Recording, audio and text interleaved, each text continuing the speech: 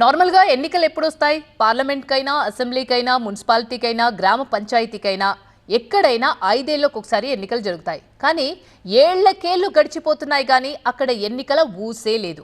ప్రత్యేక అధికారి పాలనలో అభివృద్ధి పూర్తిగా పడగేసింది. అయితే సడన్ గా ఇప్పుడొక పొలిటికల్ జోష్ కనిపిస్తుందట.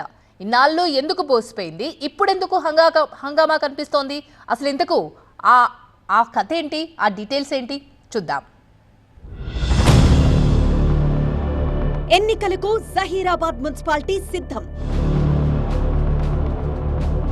పురపాలకలో పొలిటికల్ హంగామా. 5 ఏళ్లుగా స్పెషల్ ఆఫీసర్ పాలన. ఎన్నికల గ్రహణం ఈసారైనా వీడుతుందా? సంగారెడ్డి జిల్లా జహీరాబాద్ మున్సిపాలిటీలో పొలిటికల్ హంగామా కనిపిస్తోందట. రాష్ట్ర వ్యాప్తంగా అన్ని పురపాలకల పదవీకాలం ముగియడంతో ఇక ఇక్కడ కూడా ఎన్నికలు జరుగుతాయన్న ఉత్సాహం కనిపిస్తోంది. అందులో పెద్ద వింతేముందనే సందేహం రావచ్చు. కానీ జహీరాబాద్ మున్సిపాలిటీ పరిధిలో ఈసారి ఎన్నికలు జరగడం నిజంగా ప్రత్యేకమే. గత ఎన్నికలప్పుడు ఈ మున్సిపాలిటీ కథ కోర్టుకు వెళ్ళింది. దీంతో రాష్ట్ర వ్యాప్తంగా మున్సిపాలిటీలకు ఎన్నికలు జరిగినా ఇక్కడ మాత్రం వీలు కాలేదు. 5 ఏళ్లుగా కౌన్సిలర్ లేడు, మున్సిపల్ చైర్మన్ లేరు. అంతా స్పెషల్ ఆఫీసర్ పరిధిలోనే సాగింది. ఒక రకంగా చెప్పాలంటే ఇక్కడి పురపాలకలో పొలిటికల్ సందడి కరువైంది.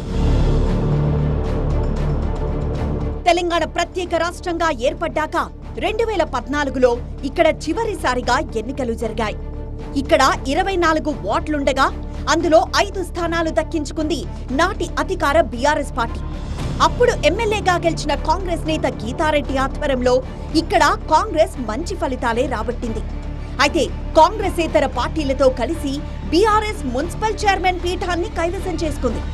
ఇక 2018లో జహీరాబాద్ అసెంబ్లీని దక్కించుకున్న బీఆర్ఎస్ అదే జోష్తో మున్సిపల్ పీఠాన్ని కూడా కైవసం చేసుకోవాలని భావించింది. అందుకోసం పట్టణానికి 3 కిలోమీటర్ల దూరంలో ఉన్న గ్రామాలను విలీనం చేసి మున్సిపాలిటీని మరింత విస్తరించింది.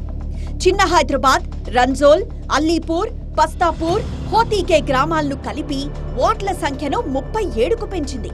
అయితే అనూహ్యంగా ఈ విలీనాన్ని వ్యతిరేకిస్తూ హోతీకే గ్రామస్తులు హైకోర్టుకు వెళ్లడంతో వ్యవహారం వివాదాస్పదమైంది.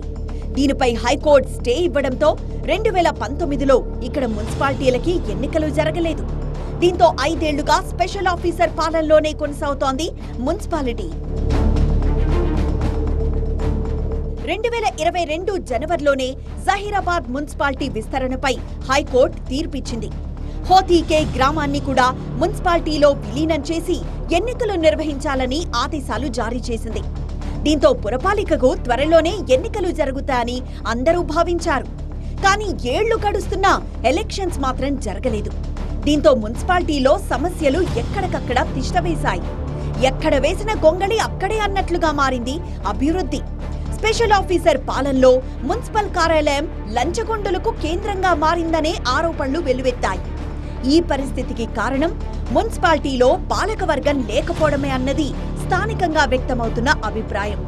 వెంటనే ఎన్నికలు నిర్వహించాలని గతంలోనే రాజకీయ పార్టీలు, ప్రజా సంఘాలు ఆందోళనలు చేశాయి. ఎన్నికల కమిషన్ దృష్టికి కూడా తీసుకువెళ్లినా ఫలితం లేకపోయింది. సుమారు 1,00,000 జనాభాతో అంతకంతకు విస్తరించిన జహీరాబాద్ మున్సిపాలిటీ ప్రజామోదం పొందిన పాలకవర్గం లేక ఇబ్బందులు ఎదుర్కొంటోంది. అయితే ఇంకొన్ని రోజుల్లో తెలంగాణలోని అన్ని మున్సిపాలిటీల పాలకవర్గాల పదవీకాలం ముగియనుంది. దీంతో వాటితో పాటే తమ మున్సిపాలిటీకి ఎన్నికలు జరుగుతాయని పట్టణ జనం ఆశగా ఎదురుచూస్తున్నారు. ప్రజల పాయింట్ ఆఫ్ వ్యూ అలా ఉంటే రాజకీయ పార్టీల జోష్ మరోలా ఉంది. ప్రధాన పార్టీల నాయకులు అప్పుడే కార్యక్షేత్రంలోకి దిగిపోయారు.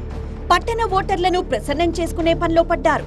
రకరకాల హామీలతో, సేవా కార్యక్రమాలతో ప్రజల్ని ఆకర్షించే ప్రయత్నం చేస్తున్నారు. ప్రజలు ఎదురు చూస్తున్నారు.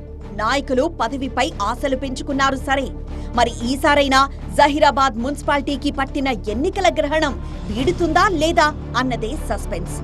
ఒకవేళ జరిగితే ఈ మున్సిపాలిటీపై ఎగిరే జెండా ఏది అనేది కీలకంగానే మారింది. మొన్నటి అసెంబ్లీ ఎన్నికల్లో ఇక్కడ గులాబీ జెండా రెపరెపలాడింది.